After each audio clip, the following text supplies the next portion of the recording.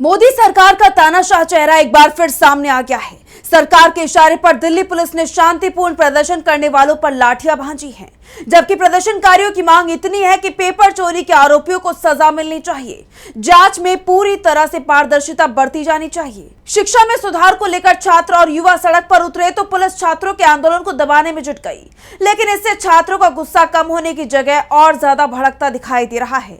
Cockroach जनता party के founder Abhijit Dipke ने यहां तक कह दिया है कि शुरुआत में हमारी मांग थी कि शिक्षा मंत्री धर्मेंद्र प्रधान को इस्तीफा देना होगा, लेकिन अब हमारी मांग है कि प्रधानमंत्री मोदी को इस्तीफा देना होगा।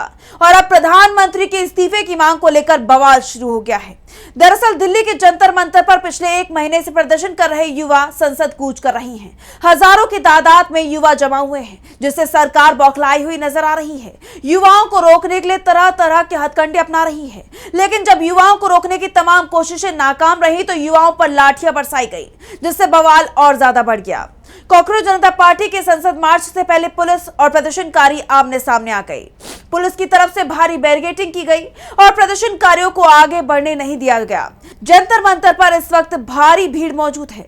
लोगों ने बैरिकेडिंग तोड़ने की कोशिश की है, जिसके बाद पुलिस ने लाठीचार्ज किया। सीजेपी का मार्च सुबह 9 बजे शुरू होना था, लेकिन बैरिकेडिंग की वजह से देर हो गई। सीजेपी फाउंडर अभिजीत दीपके ने कहा कि हमें कोई नहीं रोक सकता। पुलिस का कहना है कि मार्च की परमिशन नहीं दी गई है, जिसके बाद से तनाव ज्यादा बढ़ता दिखाई दे रहा है। इस आंदोलन का समर्थन करने के लिए विपक्ष के कई नेता जंतर मंतर पर पहुंचे। आजाद समाज पार्टी प्रमुख चंद्रशेखर आजाद कॉकरोच जनता पार्टी यानी सीजेपी के चलो संसद मार्च से पहले जंतर मंतर पहुंचे। इस दौरान अभिनेता प्रकाश राज भी उनके साथ मौजूद रहे। इससे पहले कॉकरोच जनता पार्टी के प्रवक्ता सौरभ दास ने एक बड़ा बयान दिया था। कहा था कि सरकार हमसे बातचीत शुरू करने की कोशिश कर रही है। सुनिए उनका बयान। See, the administration is trying to open talks with the government. We have been asking for a talk from day one. They have come very late, but we have opened our hearts and we have said that we are willing to talk to them. And let's see where it goes. There's been no clarity from their side as of now. The ball is in their court. एक तरफ सौरभ दास ने बताया कि सरकार बात करने को तैयार है, कोशिश की जा रही है सरकार की तरफ से हमसे बात करने की। वहीं दूसरी तरफ अचानक से प्रदर्शनकारियों पर लाठी बरसा दी जाती है। ऐसे में सवाल उठता है कि आखिर ऐसा क्या हुआ कि पुलिस को लाठी चलानी पड़ी। भारी बारिश के बावजूद आंदोलनकारी पीछे हटने को तैयार नहीं है, बल्कि जंतर मंतर पर संसद मार्च के लिए भीड़ बढ़ती जा रही है। ये वीडियो आप देखिए जिसमें लोग भागते हुए दिखाई देते हैं। इस वीडियो में प्रदर्शनकारी जंतर मंतर की तरफ दौड़ते हुए जा रही हैं। आप साफ देख सकते हैं कि कितनी बारिश हो रही है, लेकिन उसके बाद भी यहां पर उनके कदम रुकने को तैयार नहीं है। साफ है कि मोदी सरकार की परेशानी बढ़ना लाजमी है। ऐसे में सरकार अलर्ट मोड पर है। दिल्ली में जनपथ, राजीव चौक, पटेल चौक, सेवा तीर्थ, सेंट्रल सेक्रेटेरिएट, मेट्रो स्टेशन बंद कर दिए गए हैं। दिल्ली मेट्रो द्वारा यह फैसला सीजेपी के संसद मार्च को लेकर किया गया है।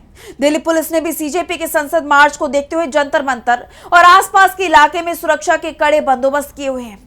प्रशासन ने नई दिल्ली जिले में बीएनएसएस की धारा 163 के तहत निषेधाज्ञा भी लागू कर दी है। इस बीच एक बड़ी खबर सामने आई है। ऑल इंडिया स्टूडेंट्स एसोसिएशन यानी आईएसए के 3 स्टूडेंट लीडर्स का अनशन खत्म हो गया है। अभिनेता शबाना आजमी, राष्ट्रीय जनता दल यानी आरजेडी के राज्यसभा सांसद मनोज झा और अभिनेता प्रकाश राज ने उन्हें पानी पिलाकर अनशन खत्म कराया। तीनों पिछले 23 दिनों से सोनम वांगचुक के साथ अनशन कर रहे थे। बता दें कि सीजेपी नीट पेपर लीक के विरोध में 20 जून से जंतर मंतर पर प्रदर्शन कर रही है। वो शिक्षा मंत्री धर्मेंद्र प्रधान के इस्तीफे की मांग कर रही है।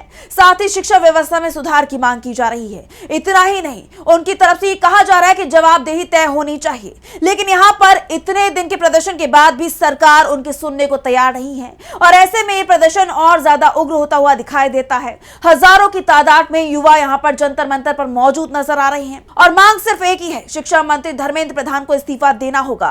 और अब इस मार्च के बाद ये साफ हो जाएगा कि आखिरकार सरकार क्या कदम उठाने वाली है। क्या यहां पर युवाओं की मांगें पूरी होंगी या फिर एक बार फिर सरकार यहां पर अपनी मनमानी करती हुई नजर आएगी।